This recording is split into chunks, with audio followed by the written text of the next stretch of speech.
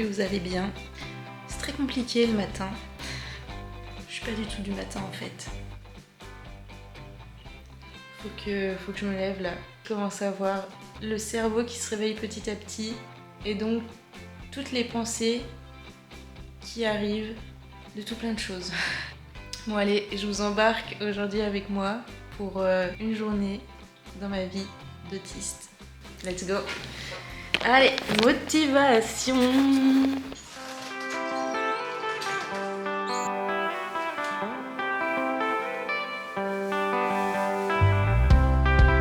La première chose que je fais généralement, c'est j'enfile un gros sweat.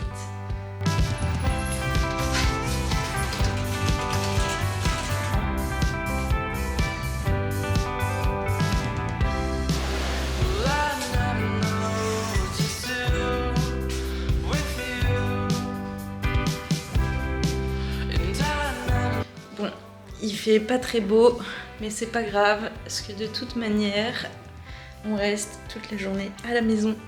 Et oui! Et ça, j'adore!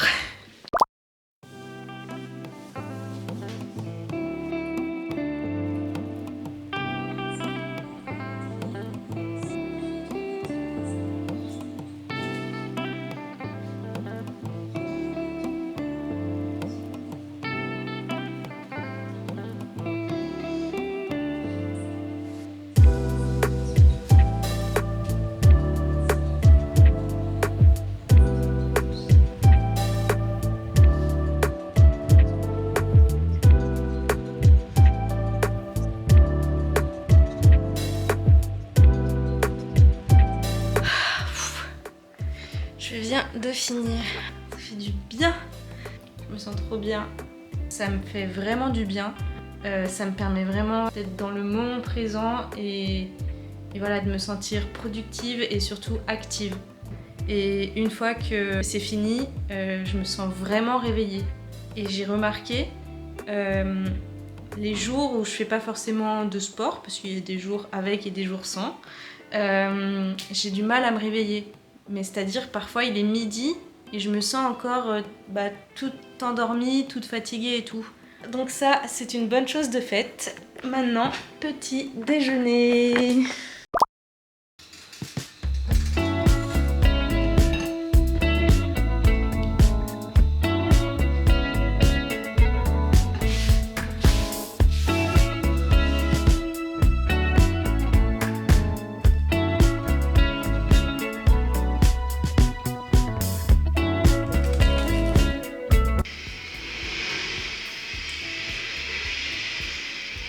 Camion poubelle, ça typiquement c'est dur.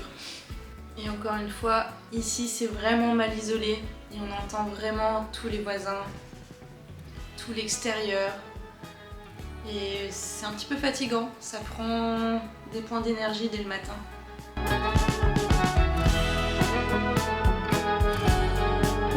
Chut.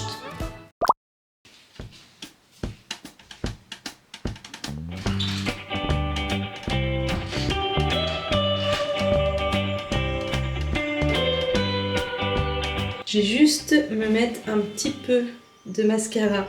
Je le fais de temps en temps, j'aime bien. Et comme l'a dit Laura de Asperger Illustration sur les réseaux, c'est pas parce qu'on est autiste que nous sommes négligés.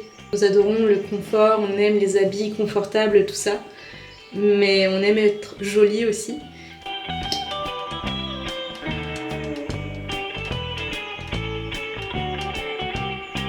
Alors, petit t-shirt sous la salopette Quicksilver et la salopette c'est une Billabong, elle est trop belle, j'adore.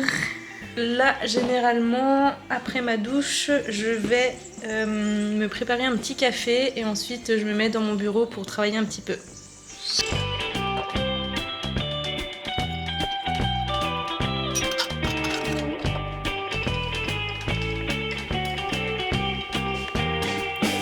Mon bureau. Et oui, je l'ai changé de disposition depuis la vidéo.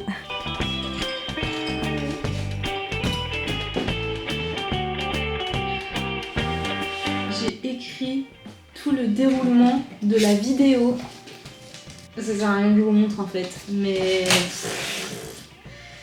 Ah là là. Et comme ça, aujourd'hui, j'ai plus qu'à suivre ma trame. Et ça me permet surtout de pas trop me fatiguer. Donc là, généralement, je travaille. Et le matin, c'est souvent beaucoup de mails de marques qui me contactent, tout ça, pour faire des collaborations. C'est aussi beaucoup de négociations et de prospection.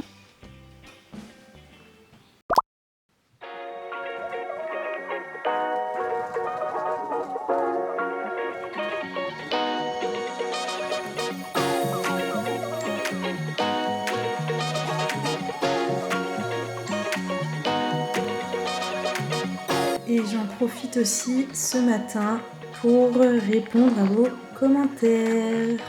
Donc n'hésitez pas à laisser un petit commentaire sous cette vidéo et promis, je vous répondrai.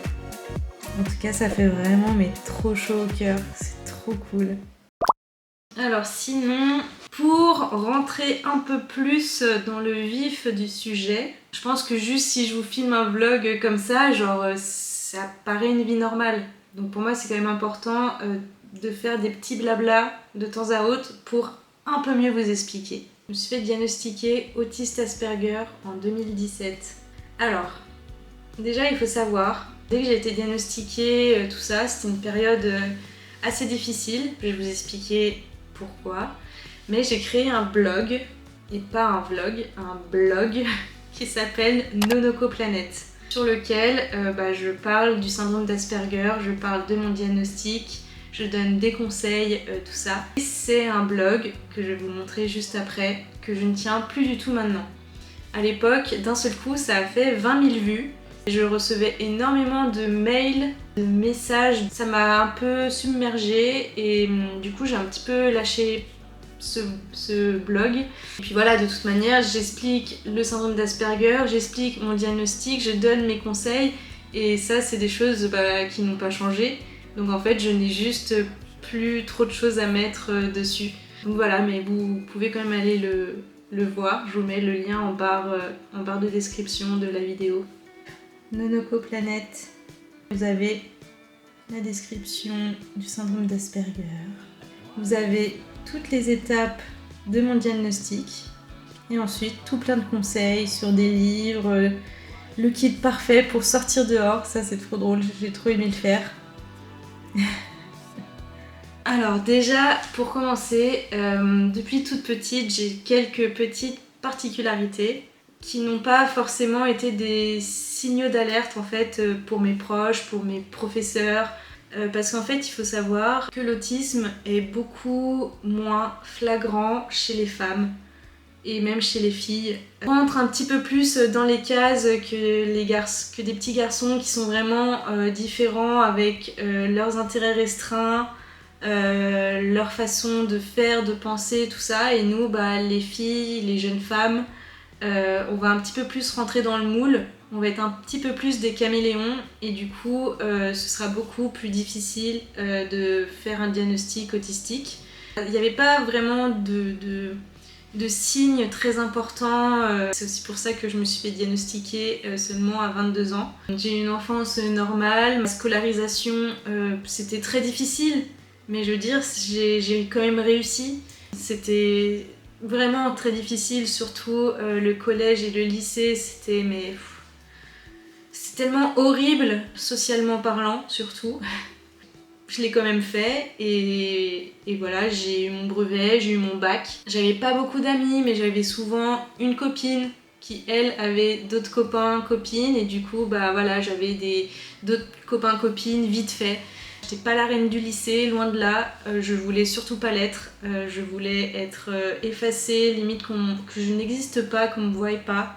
Plusieurs fois je passais mes récréations aussi toute seule, et pour pas être vue, je préférais passer les récréations dans les toilettes, et souvent à pleurer, voilà. Le lycée c'était formidable. Ensuite, du coup, j'ai eu mon bac et comme tout le monde, je devais partir faire mes études. Donc là aussi, ça a été un moment très difficile de quitter le cocon familial. Mais fallait le faire, je n'avais pas vraiment le choix. Et du coup, j'ai un peu suivi la vibe, tout ça, de partir faire mes études à Lyon. J'étais déjà un petit peu passionnée d'art, art plastique, tout ça, mais aussi de jeux vidéo, de montage vidéo, de montage photo, tout ça. Et du coup, l'idée c'était de partir en école d'art à Lyon.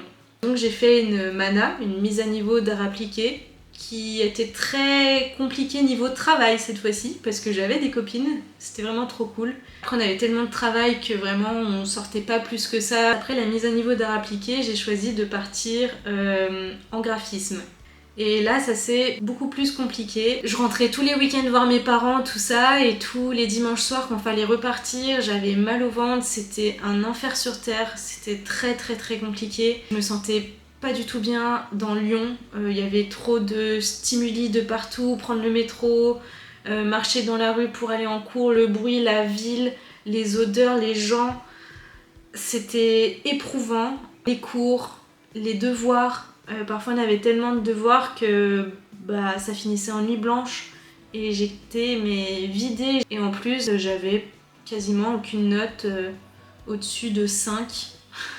Du coup mes profs de graphisme, à chaque fois que je rendais des projets, me disaient que j'étais complètement à côté de la plaque. C'était un petit peu difficile parce que justement j'étais partie en école d'art pour un peu m'exprimer, exprimer mon univers, mes idées, tout ça, et en fait pas du tout.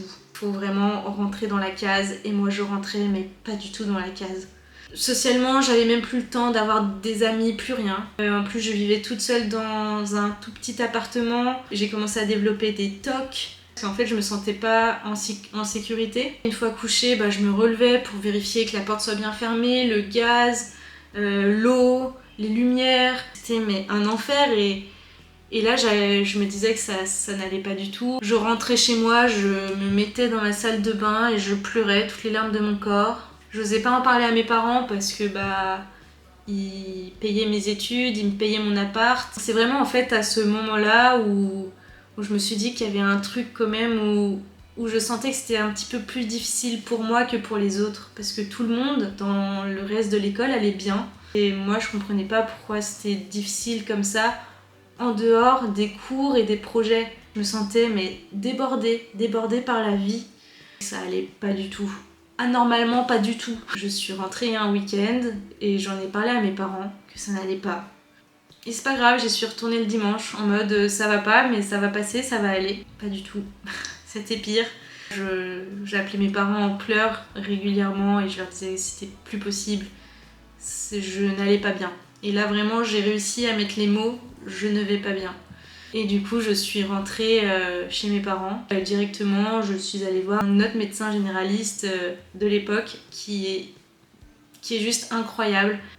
M'a clairement expliqué que je faisais un burn-out et que voilà que c'était plus possible, qu'il fallait arrêter. Il m'a vraiment juste dit ça au début, donc j'étais en arrêt maladie pour dépression, donc déscolarisation. Le fait d'arrêter ma vie normale d'étudiante parce que je sens que ça n'allait pas, ça m'a un peu encore plus mis mal et en fait j'ai fait une dépression pendant 2 ans. Et c'était pas facile du tout. Durant cette dépression, j'étais suivie régulièrement par ce médecin. Au fur et à mesure, commençait à me parler d'autisme. Syndrome d'Asperger. Et en fait, il est lui-même autiste Asperger. Et il a clairement décelé des traits autistiques chez moi. Il m'a fait un pré-diagnostic.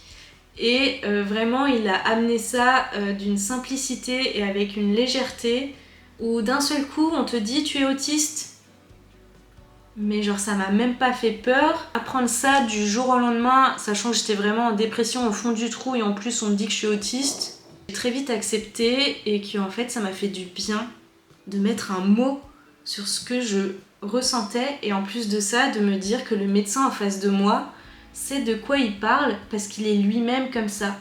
Il nous a aidés, mes parents et moi, à entamer la procédure pour le diagnostic officiel. Des diagnostics avec une longue file d'attente et du coup il y a 2 ans d'attente. Ça a été du coup 2 ans de dépression et en plus d'attente. Entre temps j'ai démarré ma formation de naturopathe en ligne par correspondance. Un jour je me suis dit mais ok ça va pas bien du tout. Mais arrête-toi de te le dire 2 minutes. Et en fait, j'ai commencé à faire du développement personnel, à m'y intéresser. J'ai lu les 4 accords Toltec. Et c'est pas un mythe, mais ça a vraiment changé ma vie. En tout cas, la vision de mes ressentis à ce moment-là. Je regardais beaucoup de vidéos de développement personnel. Tout ce développement personnel m'a fait comprendre, ok, tu souffres, mais pourquoi tu t'attaches à cette souffrance? Et en fait, ça m'a retourné le cerveau. Et je me suis dit, ok, là ça fait 2 ans que ça va pas. J'ai vu plein d'autres médecins, hein, bien sûr. Des psychologues, des neuropsys. Voilà, ça marchait plus ou moins bien, mais voilà, j'étais quand même bien suivie durant ma dépression. Je sentais que je pouvais aller mieux seulement grâce à moi-même en fait. Je le savais au fond de moi. Et je me suis dit, bah allez, ça va être un petit peu long, mais on va faire le chemin inverse et maintenant ça va aller de mieux en mieux. Du coup, l'attente du diagnostic s'est fait beaucoup plus facilement sur les dernières semaines. Puis après, j'ai été du coup contactée, convoquée pour un premier rendez-vous. Et là commence le diagnostic. Alors, le diagnostic, moi ça s'est passé à Lyon, dans un centre médical spécialisé avec des médecins, des neuropsys, des orthophonistes, des psychologues, vraiment un tas de médecins qui viennent pour faire des diagnostics autistiques. Le premier jour, je suis convoquée avec mes 2 parents et en gros ça a été un immense questionnaire sur toute ma vie, dans les moindres détails, de l'étape où ma mère était enceinte jusqu'à mes 22 ans. J'avais 22 ans au moment de mon diagnostic. Ça a duré 3 heures, c'était très long. Ensuite, à la fin de ce rendez-vous, tu rentres chez toi et tu attends de nouveau. Et c'est de nouveau très long. J'ai attendu 2 semaines ou 3 pour avoir une deuxième lettre pour une deuxième convocation pour le 2e jour. Mes parents m'ont amenée, mais par contre c'était que moi, avec les médecins. Donc là j'ai passé une batterie de tests. Beaucoup de tests avec beaucoup de médecins différents. Tests de QI, tests d'empathie, tests de reconnaissance d'émotions faciales, tests d'orthophonie, tests de motricité, tests d'expression verbale, des tests officiels autisme, adulte. Ça a duré toute la journée et après ça, je suis rentrée chez moi sans en savoir plus. J'ai attendu 1 mois, il me semble, et convoquée pour le 3e jour avec mes parents, les médecins qui nous faisaient part de leur rendu suite à tous nos entretiens avec ces différents médecins et tous les résultats de mes tests. Les médecins m'ont affirmé et m'ont du coup diagnostiqué autiste Asperger. Alors qu'est-ce que le syndrome d'Asperger? Alors moi je l'ai défini comme un handicap invisible. C'est un trouble du spectre autistique sans déficience intellectuelle. Ce n'est pas une maladie mentale mais un handicap neurologique et cognitif. Des centres cérébraux dont la fonction est de rassembler les informations de l'environnement, de les décoder et de réagir de façon adaptée. Bon après, il y a encore beaucoup de choses, surtout les causes qui sont encore très inexpliquées. Et du coup, c'est très difficile de concevoir un suivi médical. C'est aussi sans doute pour ça que le diagnostic, c'est aussi assez long parce que il y a encore beaucoup de choses inexpliquées et du coup, c'est un petit peu difficile. Les différents traits qui caractérisent une personne qui présente le syndrome d'Asperger, difficile des codes sociaux, tous les codes qui sont très difficiles à comprendre et surtout à intégrer personnellement en fait. C'est pour ça que c'est difficile de se faire des amis, de travailler. Perception de la vie et du monde différemment vis-à-vis de l'hypersensibilité, la gérance des émotions, un monde exacerbé en fait. Tout est soit blanc soit noir, trop ou pas assez. Les 5 sens surdéveloppés, hypersensibilité, difficulté à coordonner ses mouvements, incapacité à reproduire une chorégraphie, se cogne régulièrement dans les meubles. Ça c'était le cas quand j'étais petite. Des TOC. Un Asperger est digne d'un vrai stratège. En société, un Asperger met en place des ponts, des stratégies, crée des petits outils pour contourner les soucis de vivre et vivre le mieux possible avec les autres. Et ça, plus tu grandis et plus tu l'es en fait. Pas du tout négativement. Au contraire, on va essayer de s'adapter en fait. On va beaucoup regarder pour s'imprégner et essayer après de reproduire. Parfois sans trop comprendre, et c'est là que ça peut donner des situations un petit peu bizarres. Et maintenant que je suis adulte, que j'ai 28 ans, voilà, j'arrive à faire un petit peu ma vie comme je l'entends, avec certaines expériences que j'ai eues, des expériences positives comme négatives qui m'ont amenée jusqu'à là où j'en suis actuellement et qui m'ont permis de comprendre ce qui était bon ou mauvais pour moi. Comme vous pouvez le voir sur les réseaux, j'ai quand même une vie à peu près normale, sans doute à des années-lumière de certaines vies de d'autres personnes Asperger. Un Asperger peut aussi avoir un très haut QI, quotient intellectuel, et aussi un très haut QE, quotient émotionnel. Ça, c'est très vrai. Il faut savoir aussi que chaque trait autistique du syndrome Asperger est plus ou moins marqué en fonction des personnes. Chaque autiste est différent aussi.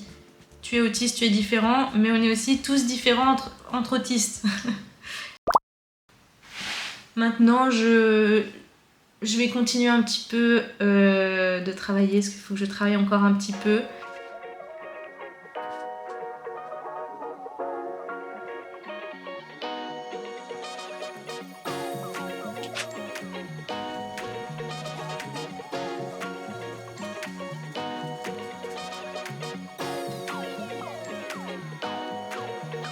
Hop, je fais une petite pause dans mon travail.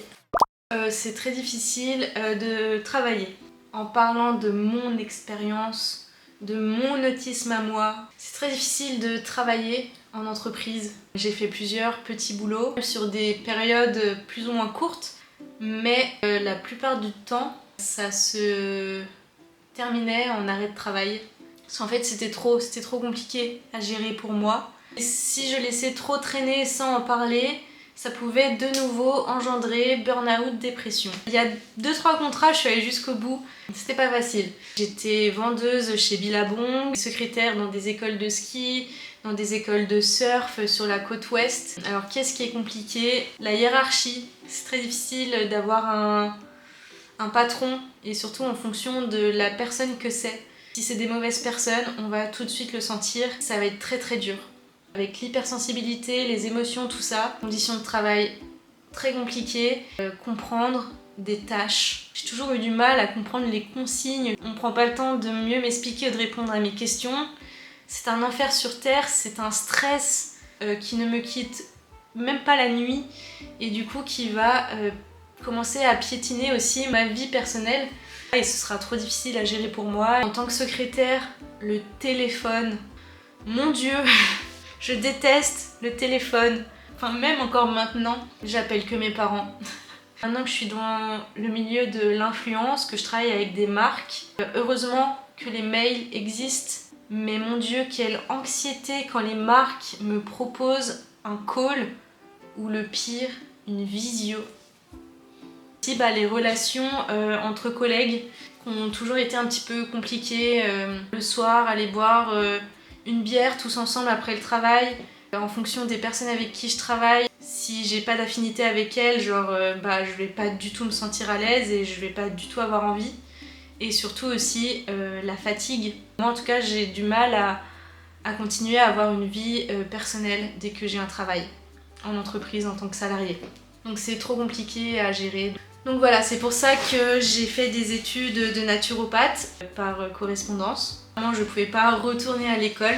Et suite à ça, du coup, j'ai eu le statut auto-entrepreneur et j'ai développé mon site de naturopathe. Et pour ni faire des visios, ni faire des appels, j'ai développé tout un concept. Tout se passe sous forme de questionnaire. Et après, voilà, moi je fais un bilan de vitalité ou émotionnel. Après, si besoin, bien sûr que oui, je peux faire un visio, je peux faire un appel. Mais tout ça est optionnel sur mon site Naturoco. Et du coup, je suis vraiment contente parce que j'ai réussi à créer un truc où je serai moi-même cliente en fait. Concept peut-être un petit peu pour les autistes finalement. D'ailleurs, je vous remets le lien de Naturoco en barre de description. Et du coup, comme seconde activité, créatrice de contenu. Alors même si c'est dur et que je suis encore très loin d'en vivre, je suis mon propre patron. Si aujourd'hui je me sens pas bien, je travaille pas, je dors, je vais faire du skate, je respire et je gère mon temps comme je veux. Je me suis créé un rythme qui me convient à moi-même pour faire du travail qui me plaît, travailler avec des marques qui me plaisent. Et pour moi, ça, c'est incroyable.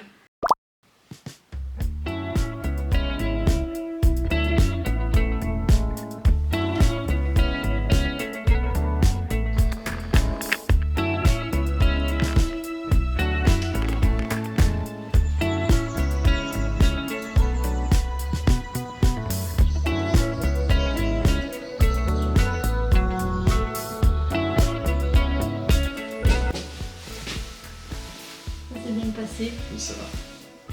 T'as bien travaillé? Oui, ça va, j'espère. Hop, là je vais cuisiner.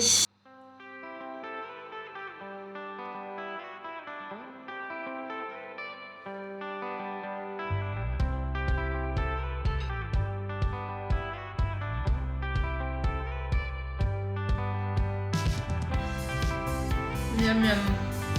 Très très bon. Oui, je sais, notre canapé il est moche, mais c'est celui des proprios.